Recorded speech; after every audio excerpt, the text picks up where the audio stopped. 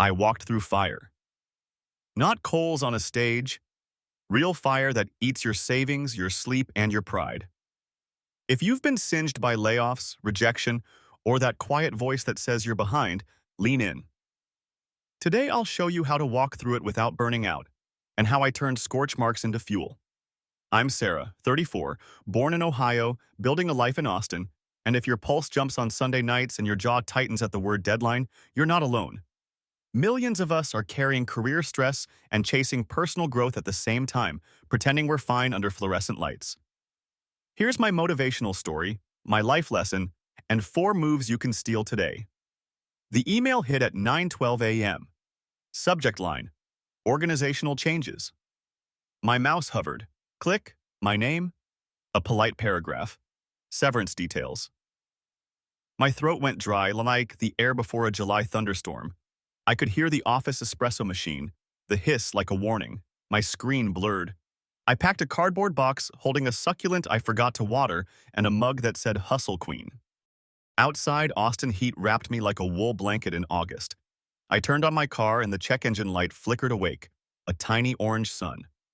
I laughed that hysterical laugh you only hear in hospital waiting rooms and parking lots. By 3 p.m., my landlord texted about a rent increase. At 5, Mom called about a bill. I told her I had it under control and put the phone on mute to cry. Burned coffee, burned pride, burned plans. Walking through fire started as a metaphor, but that week it felt literal. Sweat glued my shirt to my back as I sat on the floor of my studio, beige carpet imprinting into my legs. Bank app open, numbers in red. I could smell the stale heat coming off my laptop. Options danced like mirages. Panic apply to 50 jobs, rebrand my LinkedIn while pretending I wasn't terrified, watch 3 hours of TED Talks hoping motivation would land like an Amazon delivery. Instead, I texted my friend Jake, a firefighter, because I remembered him saying something after a house fire last year: when it gets hot, you go low. When your vision disappears, you touch the wall and keep moving. I asked him how he doesn't freeze. He texted back, "Training beats terror. We practice staying low, eyes on the exit, one step at a time. Panic burns oxygen." I stared at that last line, panic burns oxygen. That night, I made a rule. If panic burns oxygen, I'll breathe on purpose and move on purpose. No dramatic reinvention, no grand gesture, just micro-bravery in the direction of my next exit sign. I wrote down 4 things on a sticky note and stuck it on my mirror. Get low.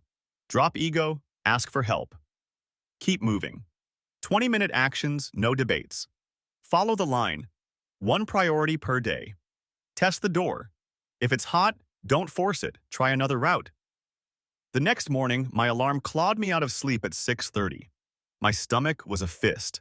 I sat up and did box breathing, inhale 4, hold 4, exhale 4, hold 4, until my shoulders unclenched. That was get low.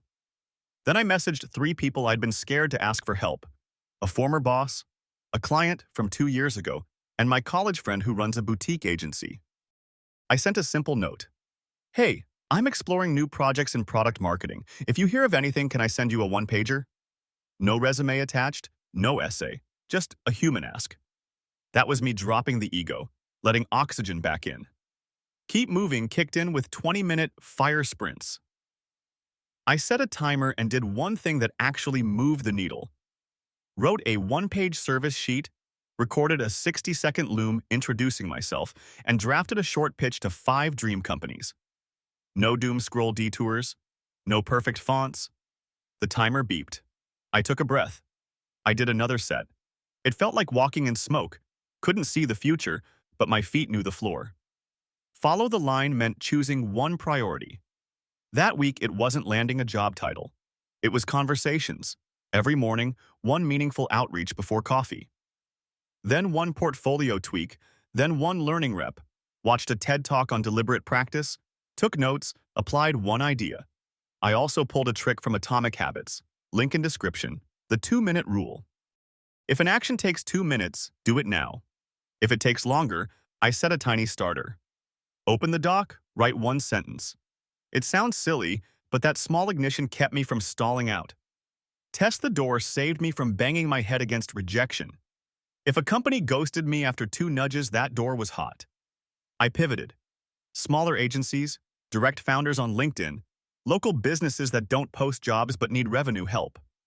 I sent one cold DM to a coffee roaster I love. Your brand is amazing.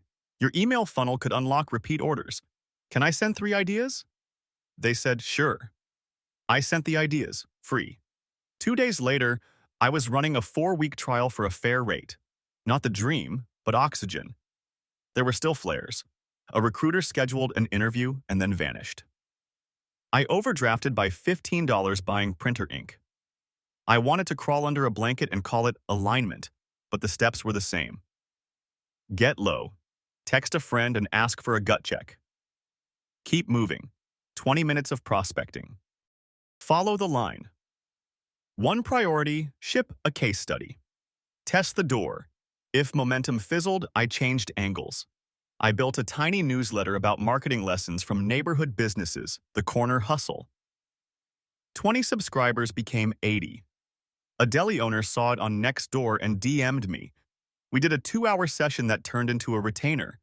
3 months later, I wasn't just employed, I was building. My shoulders dropped. My phone lock screen finally stopped lighting me on fire. Here's what shocked me. The fire never fully goes away. Ambition creates friction. Life throws sparks. But I changed my relationship with heat.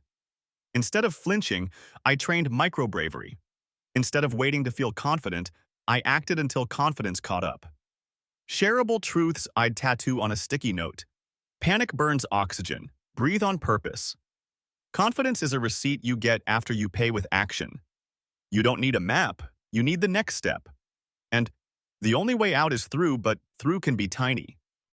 If you want to try this week, here are the moves I lived by, fast and simple.